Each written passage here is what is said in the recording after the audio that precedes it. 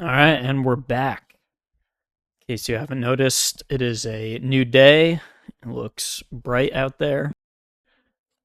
And I'm going to keep going where I left off last time. Let's jump into it. So, Kierkegaard's Demonic Boredom by William McDonald. Although boredom is a malaise specific to modernity, on Kierkegaard's view, it is continuous with the medieval sin of acedia, or spiritual sluggishness, which distracts from devotional practices such as prayer and meditation. So now we're getting to acedia and the definition of acedia. And if you remember, boredom is this modern term that is basically a redefinition of what used to be understood as acedia in the medieval and perhaps more religious understandings. It was this thing called acedia. The medieval sin, it was actually one of the 7 deadly sins, I'm assuming. So another way of saying acedia is spiritual sluggishness. And so it's, again, distracts, a distraction, but it's distractions from devotional practices, things like prayer and meditation. So I think it's sort of when you come to the realization that there might be this vertical axis, the z-axis of reality. There is something like spiritual development that is available to you after going through the process of demonic boredom and suffering through that phase. Then boredom becomes this distraction from what is specifically spiritual. It's sluggishness. It's being lazy about developing spiritually. So you're doing whatever you can to avoid practices such as prayer and meditation. Acedia, according to Aquinas, is a refusal of the joy that comes from God's love. So to take this, let's even say that, God's love, it doesn't have to be the Christian God. So you don't have to think of it as the old bearded guy sitting on a throne in the clouds. You could even think of it as Spinoza's God. So identical with the universe, let's say. And the way the universe is set up, being open to love coming from the universe having some sort of inherent love to it. If you want to sort of open yourself to this sort of definition, that's one way to go about it. And I'll leave it there. But acedia, according to Aquinas here, is a refusal of opening yourself up to perhaps some sort of love being inherent in the setup of the universe and closing yourself off to that possibility. For Kierkegaard, the refusal of God's love is a refusal to open oneself in faith to the absolute other. Yet openness and faith are prerequisites for selfless love of any person.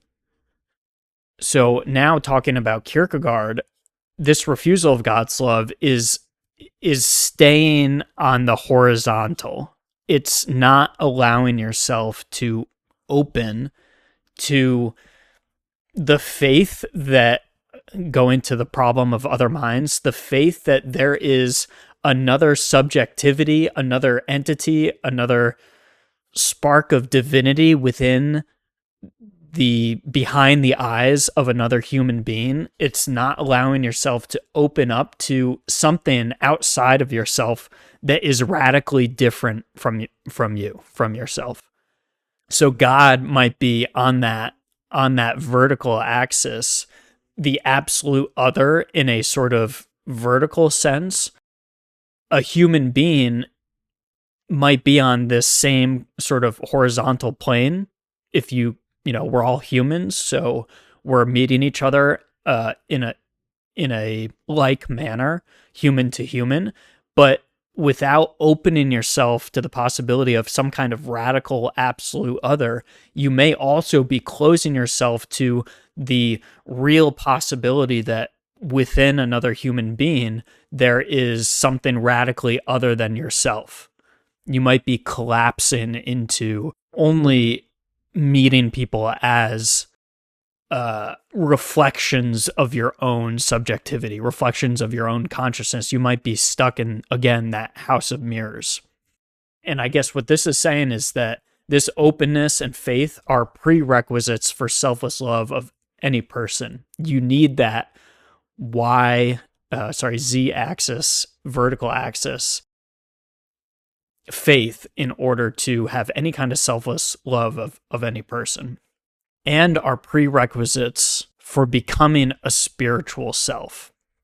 So if you want to embark on this journey of becoming a spiritual self, opening yourself to an absolute other is going to be required. It's going to be a prerequisite. As a refusal of this love, acedia is either a passive despair or a defiant despair. Both forms of the sickness unto death, shout out Kierkegaard, which is a sin, whose only cure is the passion of faith. So in this refusal of opening yourself, you will be in despair, some kind of despair. It could either be a passive despair, or it could be one where it's defiant.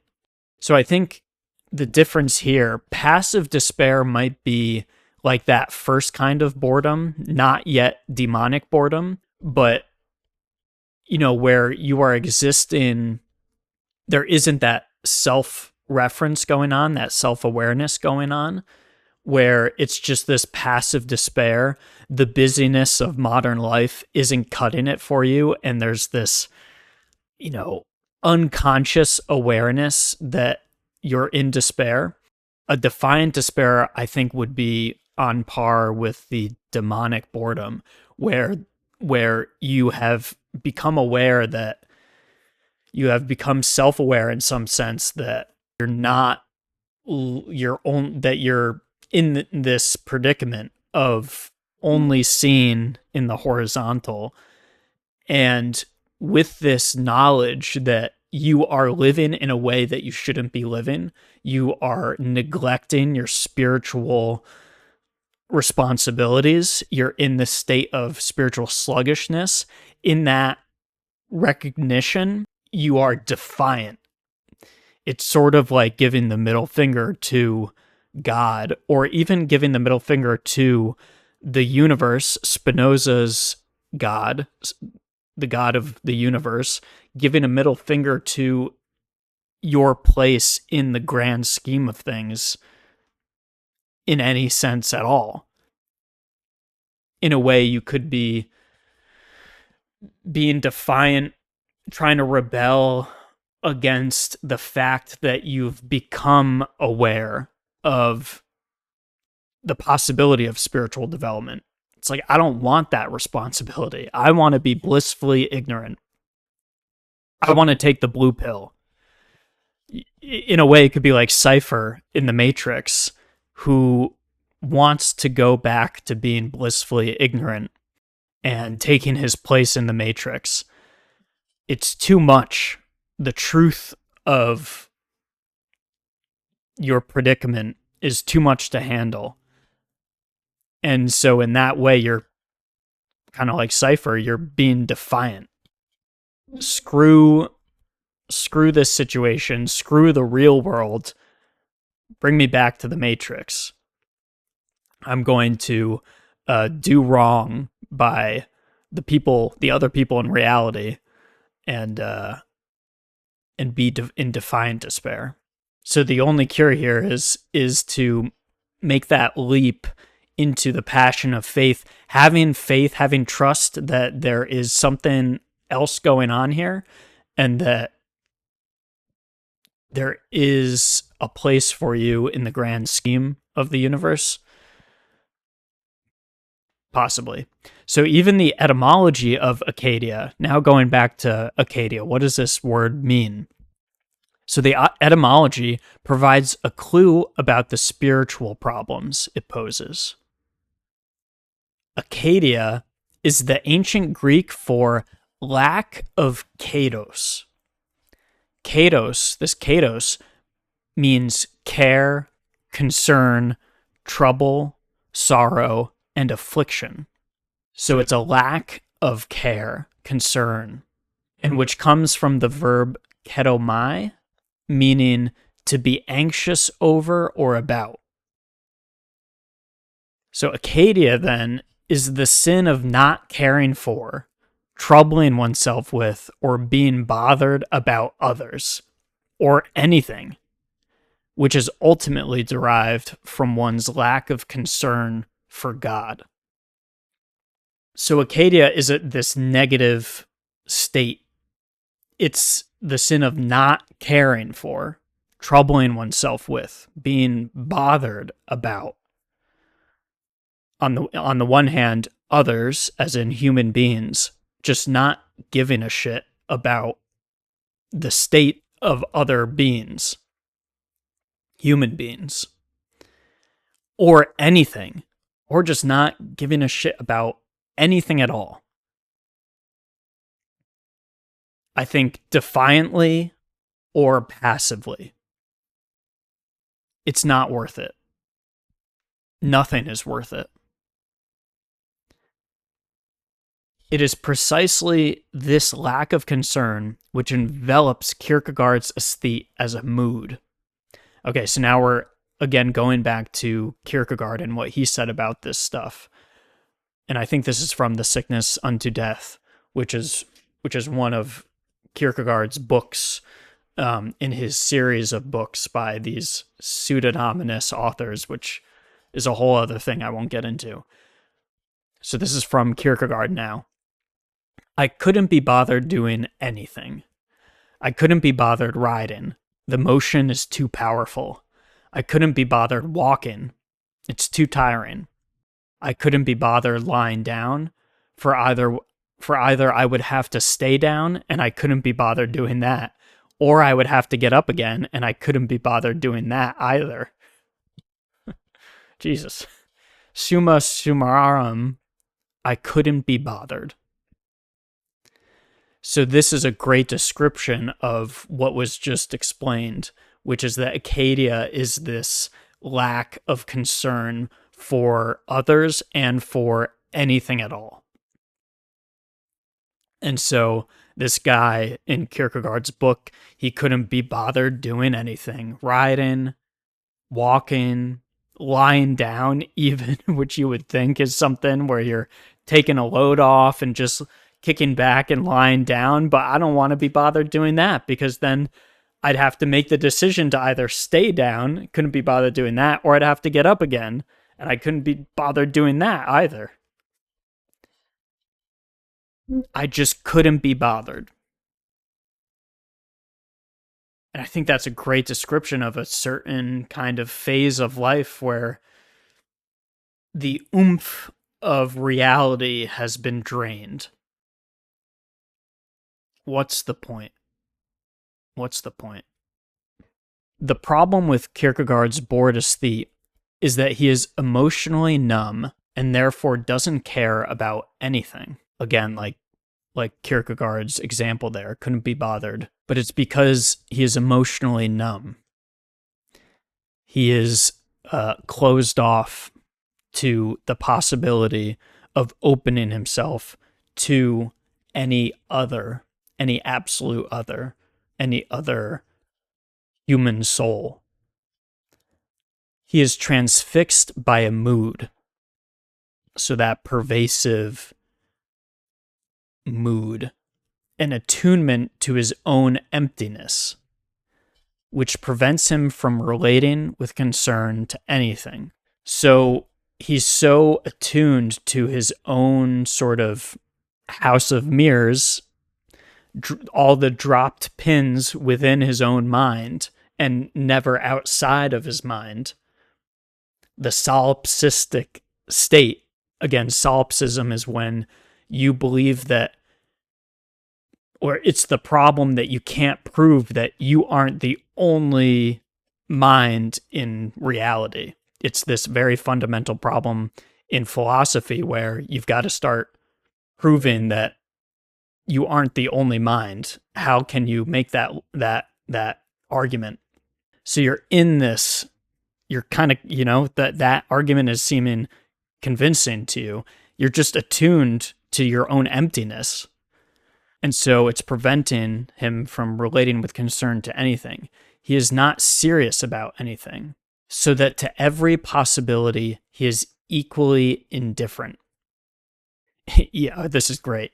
So he is not serious about anything, so that to every possibility, he is equally indifferent. All the possibilities, things going wonderfully. So even to all the glories of the world or all the torments of the world, you could put me in heaven or hell. I don't give a shit. I don't give two shits. Heaven or hell. All the glories of the world or all the torments of the world. I just don't care. And I think that makes sense if someone is so encompassed within their own despair, in that sort of deep depression, when reality has no extra anything, it just is what it is, and there's no promise or hope of anything more than to every possibility you are equally indifferent, because it just doesn't matter. Although this resembles Acadia, so demonic boredom, this modern conception, although this resembles Acadia and ultimately has a spiritual solution in faith and love, in the modern context, it is misconceived as primarily a psychological affliction. So work it out with your therapist. This has nothing to do with God. This has nothing to do with,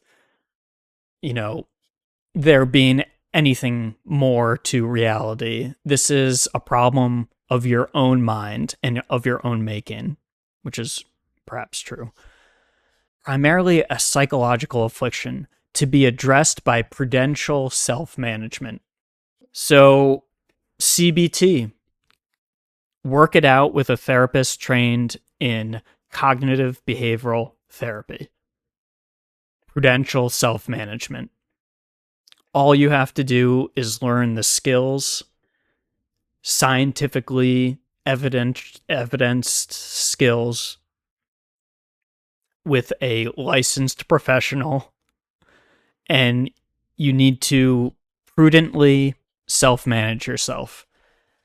And that will be the antidote to this purely psychological affliction. There is no meditation and prayer and opening yourself to something else going on here is those are not the answer to demonic boredom. Like Acadia, aesthetic boredom results in neglect of spiritual practices such as prayer and meditation, but the practices alone are no antidote. So this aesthetic boredom results in so like I was just saying, you're neglecting these practices, these spiritual practices, prayer and meditation.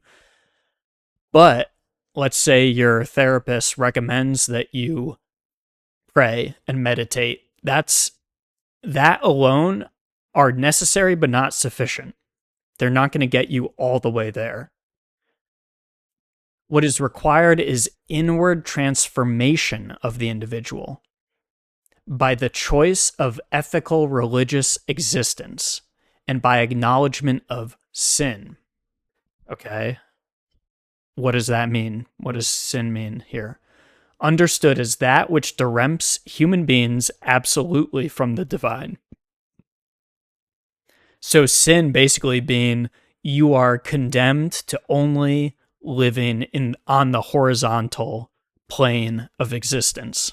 There is no vertical plane. Together with faith in God's forgiveness of sin and Christ as the sign of atonement. And so these parts, honestly, I just don't know enough about Christianity to God's forgiveness and Christ as the sign of atonement. I don't know what atonement means. So again, this is getting a little too out of my area to be able to speak to. But I think what it's trying to say here is that what's required to really make the change from horizontal to vertical, it's not just prayer and meditation. Those are not sufficient for this change. It's going to have to be some sort of inward transformation. And that's going to happen by making a decision. And the decision is to embark on this new journey that is an ethical religious journey. The vertical plane of existence, the possibility of ascending, the possibility of dropping a pin outside of your own mind is only possible through choosing to play by new rules that are ethical religious rules. What does that entail? The ultimate antidote to modern boredom is the passion of faith that there is something outside of your own mind, which is a focused suffering capable of opening the self to God's gift of forgiveness and a new state of being. Focused suffering. Okay. I have no idea how to say this, propedeutic to faith is the cultivation of ethical and religious emotions and dispositions in which the individual becomes inwardly concerned for the welfare of others. So this decision that is made entails cultivating these new things, ethical and religious emotions and dispositions. And that means,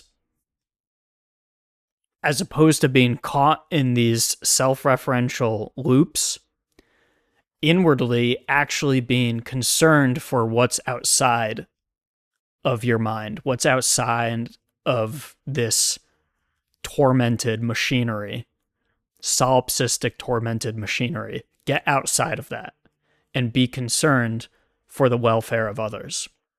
Acadia is ambivalent, since it is both a sin and is capable of awakening dreaming spirit to self-consciousness through sin consciousness.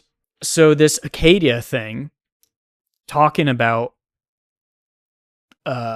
distracting yourself from spiritual responsibilities, it's ambivalent, it's neutral, it's value neutral. It could be a good thing and it could be a bad thing. So don't think that if you are afflicted with spiritual sluggishness, if you're being lazy about engaging in that vertical list of tasks and inward concern for others, if you're being lazy about that, it's not necessarily a bad thing and it's not necessarily a good thing. It's neutral. And it's neutral because it is both a sin, where if you just revel in that state, then that's not a good thing. But if you keep reveling and you get sick of it, you're just done with only ever existing in that state. Then Acadia is actually capable of awakening you to a new kind of self-consciousness, not caught in this, but being aware that you're in sin, which only means, oh no, I'm caught in only living on this horizontal plane. Sin consciousness would sort of be like being aware that you could look up and open yourself to more. It can usher in the dark night of the soul as a necessary stage in the journey to mystical enlightenment. Very true. It can usher in this phase that is talked about. I'll have to maybe read something about the dark night of the soul and do a video on it specifically. I don't know enough, right now to speak to it, but it's definitely a stage.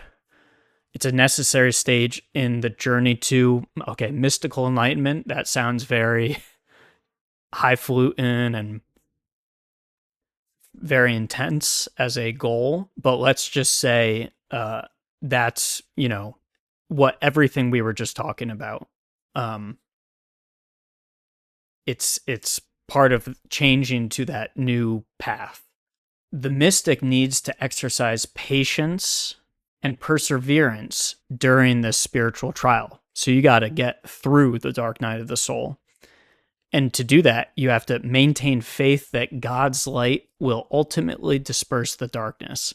So as dark as it gets, and as despairing and depressed as this stage is, you just have to keep the faith that there's a light at the end of the tunnel. I think that's a very appropriate phrase for this. There's light at the end of the tunnel. Modern individuals have forgotten the potential of Acadia for spiritual transformation because they are in too much of a hurry to avoid suffering. So, modern people that are understanding all of these things simply as a psychological affliction that can only be remedied by having therapy, going through therapy, because what they think is the problem is that, oh no, you're suffering, you're going through a tough time, let's do some CBT, cognitive behavioral therapy, and you're going to be able to prudentially self-manage your way out of suffering and to become happy. Like, that's the modern kind of take on this problem. But what we've forgotten is that, no, this is also potentially something called Acadia. You're actually going through the dark night of the soul. You're in the process of being lazy and then finally being sick of being so spiritually lazy that you're willing to open yourself to the absolute other, some kind of divine, some kind of something else going on here that could lead to spiritual transformation, as opposed to just trying to medicate the problem away or therapy the problem away. These modern people, they have lost faith in providence, have lost their religious understanding of Acadia as a sin, and have converted it into the all too human psychological problem of boredom. I think that's sort of what I was just getting at before. The modern reaction is hubristically, I know everything. We know everything. Humans are all that there is. We're the top of the food chain, baby. Hubristically and impatiently to stifle boredom with the purely secular means of frenetic activity. I'm going to jump into TikTok, YouTube, Reddit, Instagram, Facebook. I'm going to watch Netflix. So that's one type of perhaps frenetic activity, all those distractions. Or I'm going to become so successful and fill up my schedule with work and activities and all these different things that are going to take up my time with frenetic activity. And these are going to solve my boredom, my demonic boredom. However, none of the new distractions of the city. Oh, this is funny. So, from the consumption of images and peep shows. Okay, I think we know what the modern equivalent of that is. Vaudeville. I'm not quite sure what that is. The camera obscura. I wonder if that's like when you, those like little binoculars almost, or like kaleidoscopes that have the little pictures at the end. And the wax museum, to the opinion mongering gossip of the popular press. Okay, so just being consumed with news and the news cycle, or the busyness of modern life can distract the aesthete from the despair that underlies boredom. So again, you can just become so utterly consumed by all these distractions that 2025, the 21st century, offers us. You can just go all in on that crap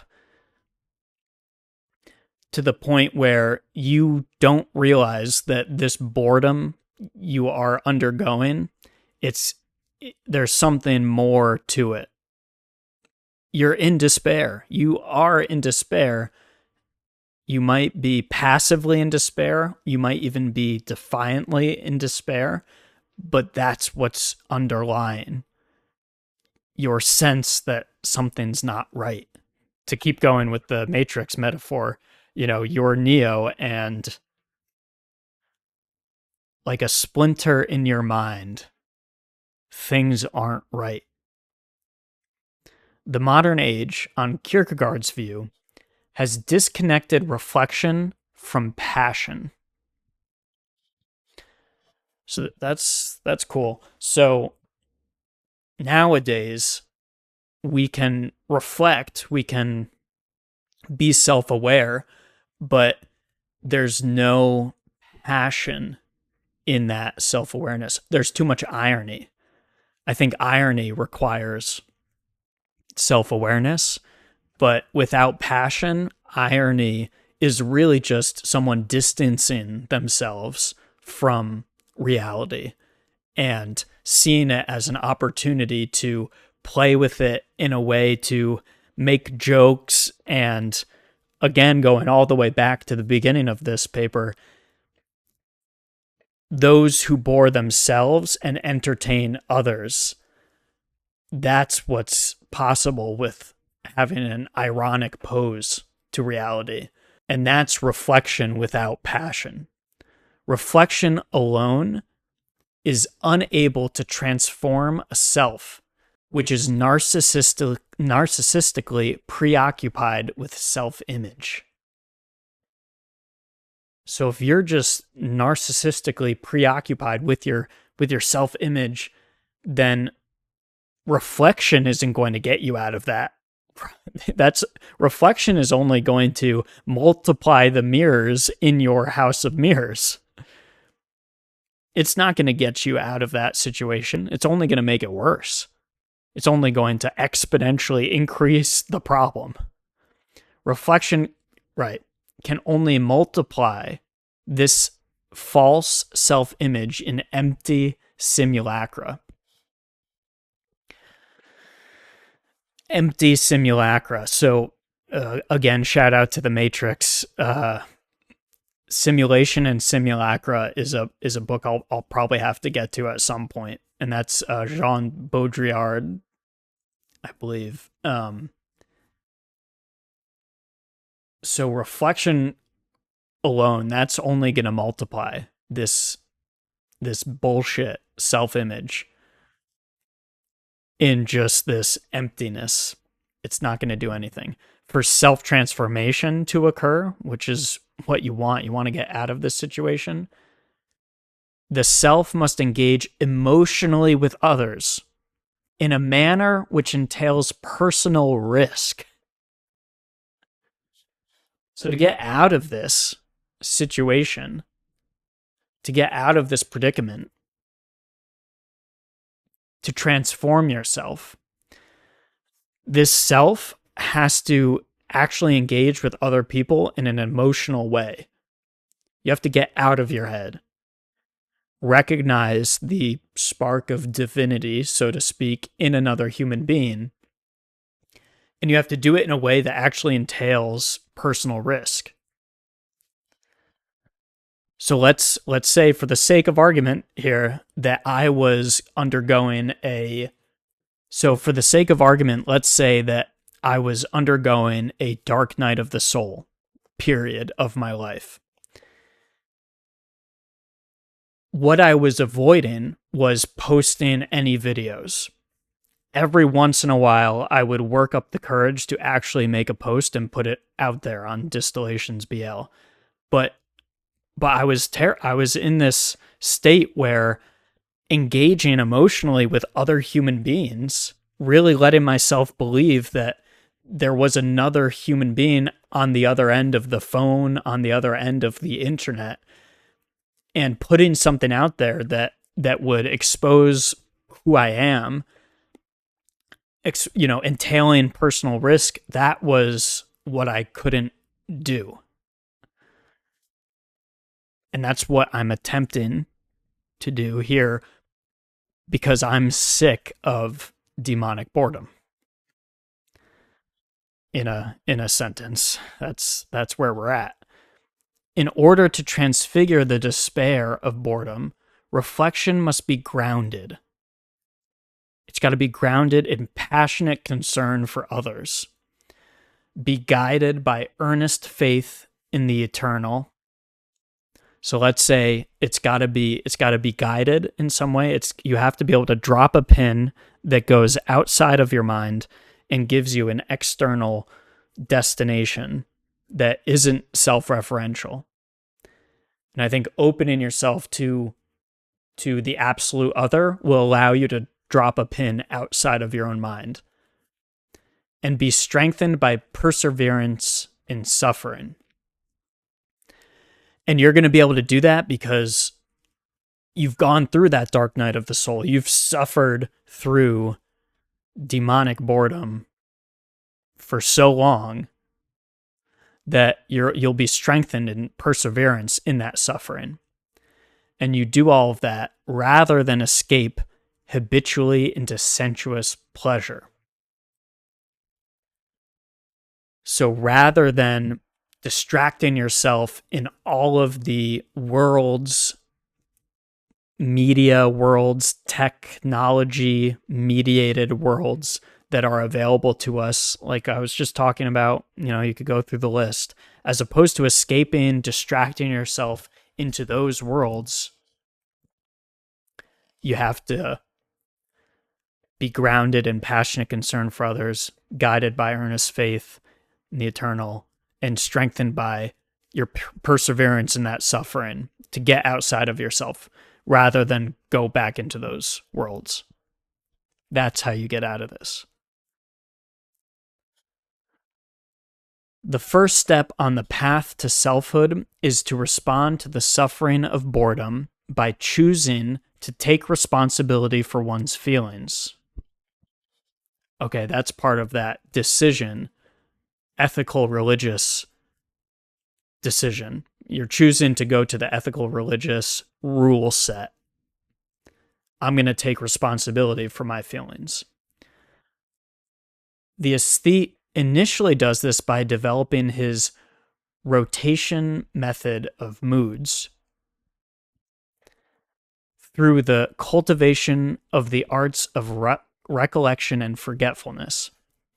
So initially you want to control your emotions, your feelings, by setting up your life in a way where the distractions are always, the YouTube is ready, the TikTok rabbit hole is ready to soothe your emotions. You're going to have it on this rotation method. Exercise, could even be, healthy things like that. I'm going to go for a run and that's going to soothe my emotions. I've got this all planned out. He uses irony as a means of distancing himself negatively from what he finds boring and creates an aesthetic film over mundane actuality by poeticizing it in his imagination.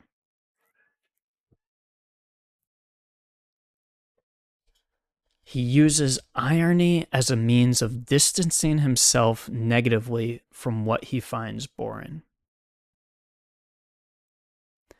So irony, this ability to distance yourself from reality, allows you to, create an aesthetic film over that reality. And what was aesthetics? Aesthetics was sort of judging the way things appear to you, beautiful, ugly, something that you find to be artful, or that's definitely not art. Aesthetics, making those kinds of judgments over mundane reality. So I can make this thing beautiful in a way by poeticizing it in your imagination. So this irony allows yourself to make whatever it is in your situation beautiful to you by poeticizing it. And that keeps you occupied for a long time. And I think that's connected to, look, he also takes the interest in as the object of desire. So I think, let's say if I were to only share things on my account that I just thought were interesting in and of themselves, like, oh yeah, that's interesting. I think people will find that, that will capture people's attention. That is an interesting thing. That just kind of makes the light bulb go off of like, oh, cool. If that were all that I shared, then that would simply be me engaging in this process of reality is boring, life is boring, I can't take it. What I'm going to do is try to make the things that are around me as interesting as possible by creating this distance. Hey, here's this interesting thing. I'm going to poeticize it, make it, as poetic as possible, and share it, and that's it. So for argument's sake, like that sounds very close to what I'm doing. What I hope to be doing is adding that extra vertical dimension to what it is that I'm sharing.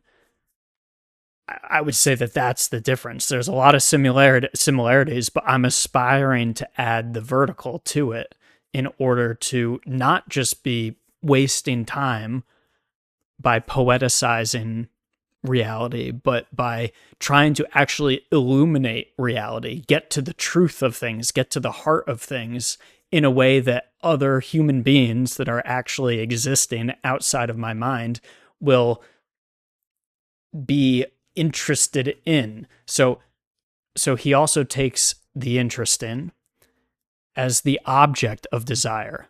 I'm just going to seek out the interesting things for their own sake, rather than taking interest in others for their own sakes.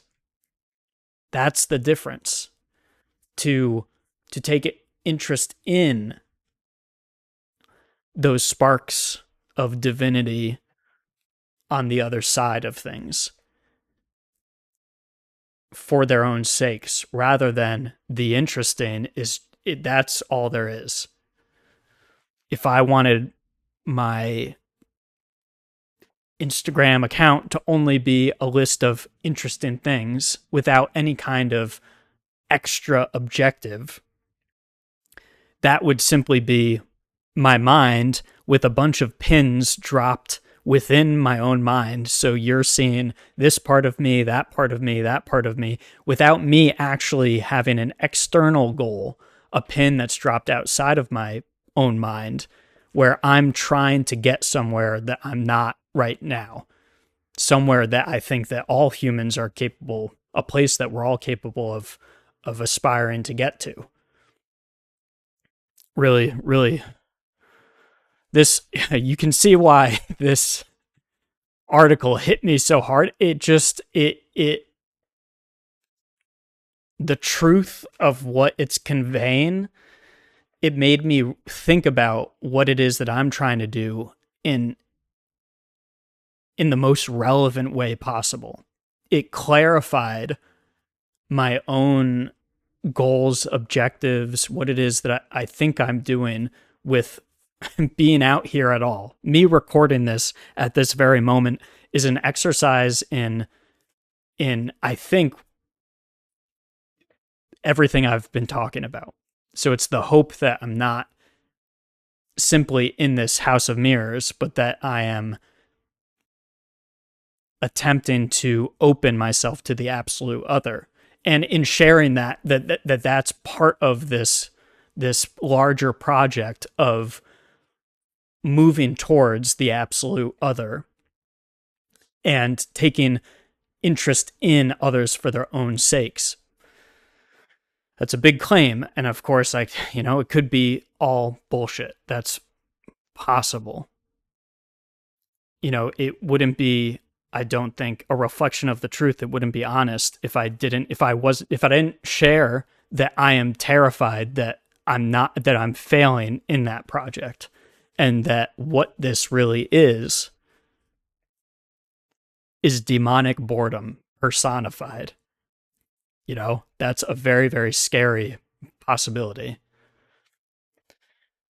And just reading this article at all is just getting it all out in the open. So whether I even share this video or not, it's almost like and I think if I didn't share it, then it would be part of the problem, I think. It's like I just got to put this out there, because what this is the attempt, and faith. Putting it out there is then the leap of faith,